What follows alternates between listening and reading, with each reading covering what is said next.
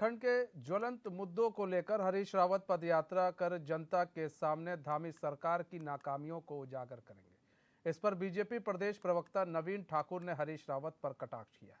उन्होंने कहा, हरदा का नाम ऐसे ही हरदा नहीं पड़ा, उनका नाम ऐसे इसलिए पड़ा है क्योंकि जिस सीट से वो चुनाव लड़े हैं उस सीट से वहां की जनता ने उन्हें हराने का काम किया और पहले ही जनता के द्वारा पैदल किए जा चुके हैं, इसलिए अब उनके पास पदयात्रा करने के सिवाय और कुछ बचा ही नहीं है।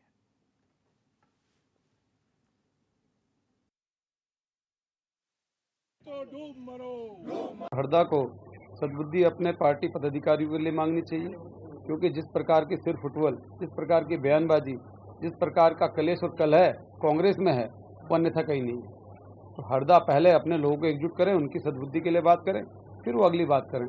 और रही पदयात्रा की बात, तो इस प्रदेश की जनता ने उनको बार बार पैदल कर दिया। तो पहले से वो जो पैदल हैं वो पदयात्रा ही करेंगे जो जिसको जनता ने पैदल कर दिया। मैंने कहा कि हरदा इस वक्त केवल भाजपा के कारण पदयात्रा नहीं कर रहे हैं, अपने प्रदेश कांग्रेस के पदाधिकारियों के कारण भी पदयात्रा कर रहे हैं, क्योंकि वो प्रासंगिक नहीं रहेंगे। उनको अपनी ही पार्टी के लोग नहीं पूछ रहे हैं, इसलिए सुर्खियों में बने रहने के लिए हरदा इस प्रकार के प्रसंग करते रहे। तो पूर्व मुख्यमंत्री हरीश रावत पदयात्रा करने जा रहे हैं। इस पदयात्रा के दौरान बीजेपी के नाकामियों को वो जनता के बीच में गिनाएंगे और लोगों को बताएंगे कि किस तरह से बीजेपी नाकाम रही है। इस पदयात्रा के दौरान वो पूरी बातों को रखेंगे सामने हरीश रावत और ये बताने की कोशिश करेंगे कि बीजेपी ने इतने सालों में प्रदेश के लिए कुछ नहीं किया है। वह दीपिका भंडारी हमारे साथ जुड़ चुकी है, हमारे संवाददाता। दीपिका, पद यात्रा निकालने वाले हैं हरीश रावत, पूर्व मुख्यमंत्री। अब इसको लेकर कटाक्ष भी किया जा रहा है कि भाई आपकी पदयात्रा कोई सफल नहीं रहेगी, जनता ने आपको पैदल कर दिया। नवीन ठाकुर ने ये बयान दिया है। जी बिल्कुल, देखिए हरीश रावत जो है बीजेपी की नाकामियां गिराने को लेकर के जो है जल्द ही एक यात्रा करने जा रहे हैं, पैदल यात्रा करने जा रहे हैं, जिसको लेकर के भाजपा ने जो है कांग्रेस पे और हरीश रावत पे हमला किया है। क्योंकि ये साफ है कि कांग्रेस में एकजुटता नहीं है। उनके जो मनमुटाव है, चाहे वो विधायकों में आपस में हो, चाहे वो प्रदेश अध्यक्ष हो, तो कहीं ना कहीं उनका जो मनमुटाव है, उनके जो बीच में जो तकरार चलती है वो सबके सामने आ चुकी है, जो कि जिसके कारण जो है सत्ता पक्ष ने उन पर जमकर हमला भी किया है। और कहीं ना कहीं कांग्रेस की हार का एक बड़ा कारण ये भी रहा है कि कांग्रेस में एकजुटता नहीं है। तो वहीं दूसरी ओर अब जो हरीश रावत है वो लगातार सुर्खियों बने रहते हैं। कभी वो पहाड़ी व्यंजनों की पार्टी करते हैं, तो कभी वो कुछ ना कुछ ऐसे काम करते हैं जिससे वो सुर्खियों में रहे और कांग्रेस फिर से सत्ता में आई। लेकिन भाजपा का साफ तौर पर कहना है कि हरीश रावत एक ऐसे मुख्यमंत्री रहे हैं जिनको जनता ने दो सीट से हराया है। तो जनता ने उनको पहले ही पैदल कर दिया है और चाहे कितनी भी यात्रा कर लें वो कभी सफल नहीं होंगे। भाजपा का साफ तौर पर ये कहना है। अब सवाल ये उठ रहा है कि हरीश रावत भी हार चुके हैं, सीएम धामी भी हार चुके हैं, तो नाकाम तो फिर दोनों लोग रहे हैं अब जहां जहां से वो लोग लड़े थे। लेकिन दीपिका, हम ये जानना चाहेंगे कि क्या जो बीजेपी है, बीजेपी ये सोच रही है कि क्या कांग्रेस सिर्फ बैठी रहे और बीजेपी ये सोच रही है वो विपक्ष का कोई रोल भी ना निभाए? तो ऐसा नहीं ना होता है। अब भाई ऐसा नहीं है कि सब कुछ सही हो रहा है, अब कुछ उनको खराब लग रहा है, वो लोग निकालेंगे, पदयात्रा निकालेंगे। तो बीजेपी को बेचैनी क्यों है इतनी?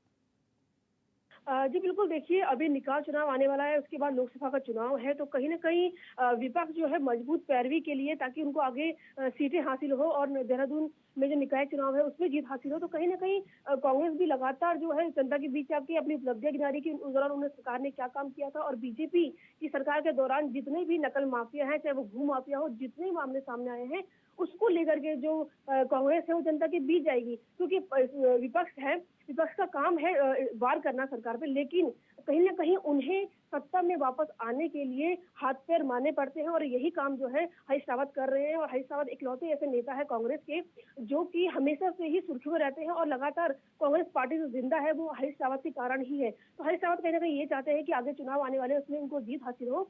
भाजपा जो सत्ता पक्ष की पार्टी है वो लगातार इसी को लेकर हमला कर रही है कि अब कांग्रेस जो उनकी वापसी नहीं होने वाली है। वो चाहे सरकार पर, धामी सरकार पर लाख जो है आरोप लगा ले, लेकिन कांग्रेस की वापसी अब नहीं होने वाली है।